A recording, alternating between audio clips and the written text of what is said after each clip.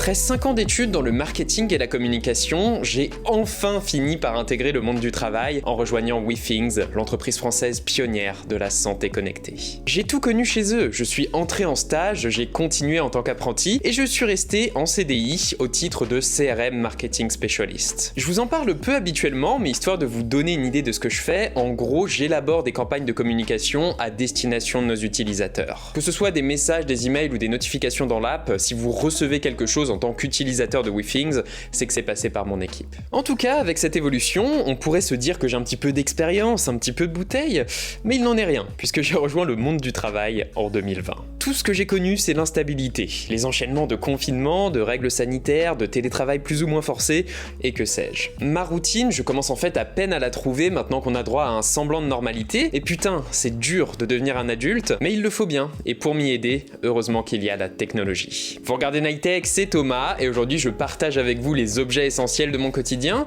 édition début de carrière dans le marketing.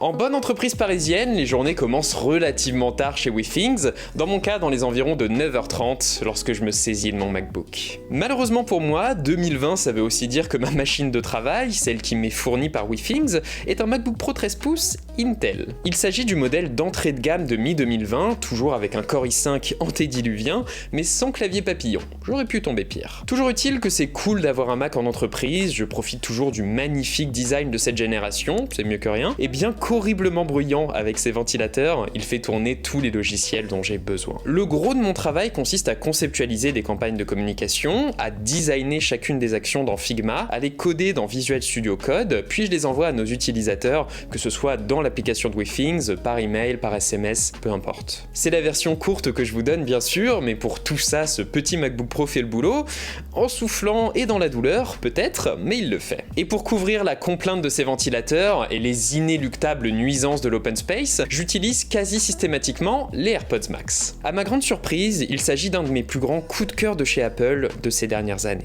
Ce casque n'a rien d'un investissement rationnel. Sa smart case est inutile, il est un petit peu lourd, il ne passe pas inaperçu dans le métro, et il est déconseillé de s'en servir pour faire du sport ou sous la pluie, mais tous ces inconvénients s'évanouissent dès qu'on le met sur les oreilles. Plus d'un an après, c'est toujours un plaisir de lancer ma musique avec les AirPods Max, et je me passerai pour rien au monde du son cristallin qui en sort. Les AirPods Max, je les adore justement parce qu'ils sont un plaisir futile, mais on peut toujours se rassurer en se disant que d'un point de vue utilitaire, ils offrent aussi une bulle de silence bien pratique pour se concentrer en entreprise.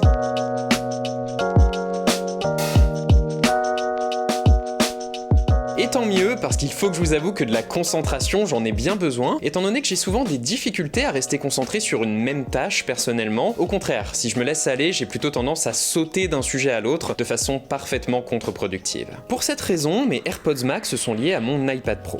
L'idée, c'est que mon MacBook est dédié à ma tâche en cours, et mon iPad me sert de support personnel, d'organisateur, de fil rouge de ma journée. En plus de ma musique, j'y affiche donc Notion, qui contient mon planning hebdomadaire, qui me permet de facilement suivre mes avancées et de garder en tête mes sujets importants. L'iPad est aussi un support parfait pour la partie conceptuelle de mon travail. Les idées viennent en fait beaucoup plus facilement en gribouillant à la main via GoodNotes, plutôt qu'en tapant du texte de façon linéaire sur Notion, Google Docs ou que sais-je. D'ailleurs, l'écriture manuscrite passe aussi beaucoup mieux durant les meetings. Personnellement, j'écris moins vite, mais je me sens moins coupé de la conversation quand j'écris au pencil plutôt qu'avec un clavier. Et au-delà de ça, l'iPad me permet d'avoir un appareil dédié pour toutes mes petites pauses personnelles. Si je veux surfer sur les réseaux une minute ou checker mes mails perso, c'est sur l'iPad. Mon MacBook, c'est le boulot, et le boulot, ça continue jusqu'à la pause déj.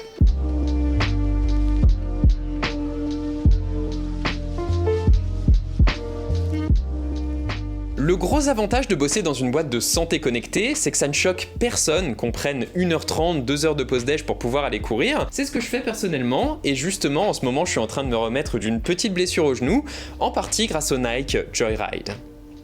Je pense que ça se voit, elle a un peu vécu. Les Joyride sont une paire de chaussures dédiées à la récupération qui utilisent une semelle composée de milliers de billes en silicone. Résultat, elles offrent l'amorti le plus doux que j'ai jamais expérimenté. C'est horrible si vous voulez faire de la performance, mais pour économiser un genou, c'est top. Également toujours avec moi durant mes entraînements, le combo Apple Watch et AirPods. Oui, parce que c'est bien l'Apple Watch série 7 en aluminium minuit qui est à mon poignet aujourd'hui. Tout comme mes collègues, vous avez le droit de vous moquer de moi. Allez-y un bon coup. Bon, c'est clair, elle n'a pas le style de la Scanwatch Horizon que je suis en train de tester en ce moment, mais bon, je compense en lui adjoignant mes bracelets favoris, la boucle unique tressée couleur charbon pour le confort, le bracelet milanais gris sidéral pour l'élégance, et aujourd'hui, le sport couleur cristaux de sel pour le look détendu. Le gros avantage de l'Apple Watch pour courir, c'est que c'est à la fois une excellente montre de sport, avec GPS, parfait pour décompter les kilomètres parcourus, mais c'est également un iPod, le combo 32 Go et Apple Music, ça fait plaisir. Pendant que je cours, ma musique passe par mes AirPods de 3e génération qui s'appairent en 1 seconde à l'Apple Watch et qui ont un son plus ample que les pros, d'après mon expérience. J'espère que les pros vont être mis à jour d'ailleurs. Bref, les kilomètres s'enchaînent au rythme de Bring Me The Horizon, Kanye West, System of a Down, etc. Et une fois douché, nourri et revenu à mon bureau, mon Apple Watch reprend son rôle classique, celui de gestionnaire de mes notifications et de mon temps. Et vraiment, ne sous-estimez pas le pouvoir des minuteurs pour organiser votre travail. Quand vous avez une tâche à réaliser, donnez-vous une durée pour le faire. Vous verrez qu'inconsciemment, vous aurez davantage de facilité à rester focus, à rester dans la tâche, même si bon, il faut avouer, un tour à la machine à café, ça peut aussi être une très bonne idée. Il faut que je vous présente mon nouveau thermos Braun dédié à cet usage. Je suis un indécrottable fan du design industriel de Braun qui cherche à rendre accessible la beauté et l'utilité.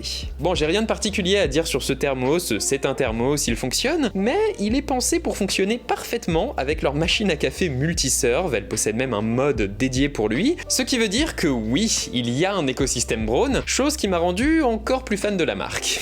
Oh, et tant qu'on est dans les objets pratiques, j'ai toujours mes lunettes de chez Lunettes pour tous, ça fait 3 ans que je les ai, increvables pour 30 €, et mon porte-carte générique de chez Amazon, depuis genre 5 ans, avec mes cartes de paiement et mon badge d'entreprise dedans, et même avec un AirTag dans la couture, pour pouvoir le localiser au cas où je le perds. Bon, le AirTag, 1 an après, j'ai toujours pas eu besoin de m'en servir, mais j'ai pas besoin de changer sa pile non plus, donc pourquoi pas, autant le garder disons. Mais bref, pour faire passer une longue après-midi, je vais en général m'en remettre à nouveau à la musique, cette fois en sortant mon vieil iPod. Il y a pas longtemps, j'ai déterré mon iPod Touch de 5e génération, celui sorti en 2012 avec la vaillante puce A5, et non seulement il marche encore, mais en plus, c'est le dernier appareil à contenir ma bibliothèque de titres pirates. Cette bibliothèque, je peux pas l'extraire de l'iPod, elle est plus sur aucun de mes disques durs, donc voilà, quelque part, ce petit iPod Touch, c'est le dernier artefact d'une petite partie de mon histoire personnelle, et c'est beau quelque part, ça me donne envie de m'en servir. Par respect pour ce statut, j'ai même acheté le câble jack d'Apple pour pouvoir utiliser mon iPod sans galère avec mes AirPods Max, et c'est bête, mais ça m'a fait un petit peu plaisir de retrouver l'expérience du filaire et d'un appareil dédié à la musique.